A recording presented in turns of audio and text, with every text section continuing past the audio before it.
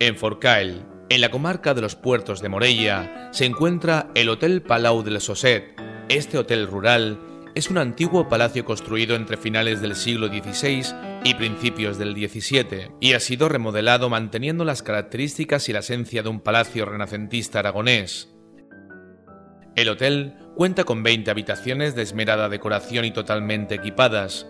En ellas, como en el resto de instalaciones, se conserva la estética de la época y se han utilizado materiales nobles como la madera o el mármol. Entre las instalaciones del Palau del Sosset, destaca su restaurante donde degustar la gastronomía típica de la zona, una cafetería y una sala de televisión para descansar. Pero para disfrutar plenamente del relax, el hotel cuenta con una zona de spa perfecto para acabar un largo día de turismo rural. Hotel Palau del Sosset, cuya esencia está en su historia, tradición y calidad.